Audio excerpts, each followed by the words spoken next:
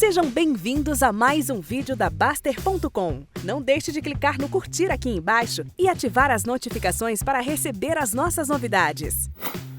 Olá pessoal, eu sou o Thiago, moderador e educador da Baster.com, e o nosso tema de hoje é: por que no longo prazo o preço de compra das boas empresas tende a zero?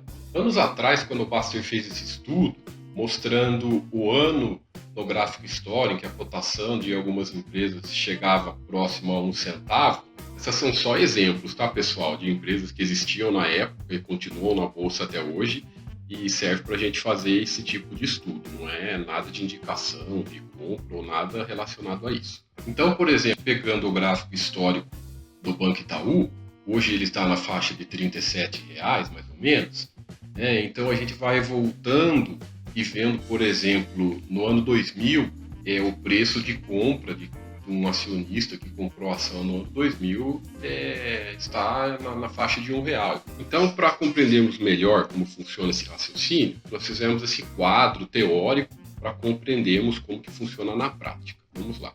Então, aqui nós temos dois exemplos. Os dois exemplos vão ser a mesma quantidade de ações comprada no mesmo preço, vão ter as mesmas valorizações. A diferença é que uma vai ter eventos com as ações, pagamento de proventos, desdobramentos e bonificações, e a outra não vai ter nenhum desses eventos, ok? O primeiro, a ação vai ter uma valorização de 12% ao ano, é investido R$30.000, 1.000 ações a R$30, né? Então, no primeiro ano, a cotação passa para R$ 33,60, segundo R$ 37,63 e assim por diante até chegar a R$ 52,87 com patrimônio final de R$ 52.870. No segundo exemplo, é o mesmo valor inicial, a mesma valorização anual, o mesmo tempo e etc. Porém, vão ocorrer os eventos com as ações. Então, no primeiro ano, esse exemplo aqui, a empresa paga R$1 de proventos. Como nós sabemos que os dividendos são descontados do preço, então, quando a empresa paga os dividendos, quando a ação fica ex-dividendos, esse valor é descontado do preço. Então, o que a gente tem que fazer é reaplicar esses dividendos comprando mais ações. Então, nesse caso aqui, o primeiro ano ela paga R$1 de dividendos, né? Esse valor vai entrar na sua conta e nós vamos reaplicar comprando mais ações da empresa. Então, o valor antes e depois do pagamento do dividendo do nosso patrimônio, ele continua igual. Então, por isso que é sempre importantíssimo a gente, no processo de formação de patrimônio, a reaplicação dos dividendos, reaplicar os dividendos comprando mais ações, né? E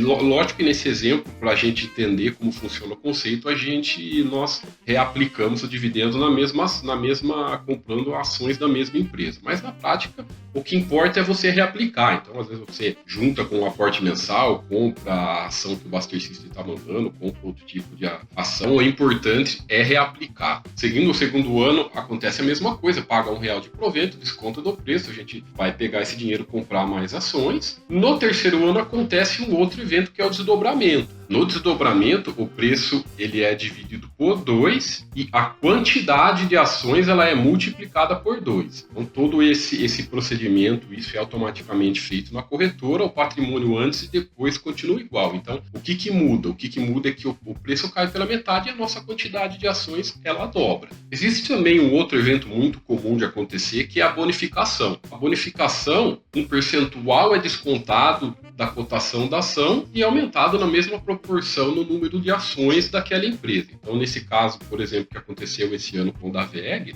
teve uma bonificação de 30%. No dia que teve a bonificação, a cotação estava 22,72, então foi bonificado 30%, descontado do preço, caiu para 17,47, porém, nos mesmos 30% aumentou a nossa quantidade de ações. Então, a gente tinha, por exemplo, 100 ações a 22,72, passou para 130 ações a 17,47, né? Se tiver algum ajustezinho financeiro, entra na sua conta. Então, o nosso capital, o nosso patrimônio naquela empresa, antes e depois, também continua sempre igual. Então, esses eventos com ações são eventos contábeis que as empresas fazem e o nosso capital antes e depois ele vai sempre mantendo igual. E voltando ao nosso estudo, no quarto ano, a empresa continua, pagou mais 1,30 de dividendos, acontece a mesma situação. No quinto ano também paga mais R$2 de dividendos, a mesma situação. Então, o que a gente vê no final do quinto ano, comparando os nossos dois exemplos?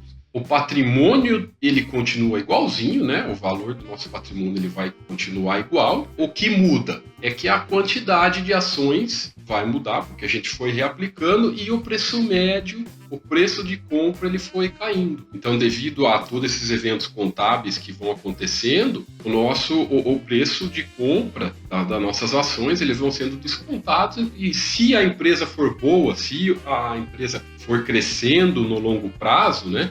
A tendência é que a cotação sempre acompanhe o lucro. Então, nós vemos nesses gráficos de longo prazo das boas empresas que a cotação sempre vai acompanhar o lucro. Por isso que o nosso estudo tem que ser sempre nas empresas que ficamos sócios, na qualidade da empresa, do fundamento da empresa. É isso que vai fazer diferença no longo prazo e não o preço de compra. O preço de compra no longo prazo ele vai sendo cada vez mais desprevível. O que importa é o valor que a empresa tem, o valor que a empresa traz e também o tamanho do aporte junto com o tempo que nós vamos ficando sócio da empresa, porque só o tempo vai deixar com que os juros compostos façam efeito e tragam o valor para o acionista. Esse foi o tema de hoje. Um abraço a todos e até o próximo vídeo.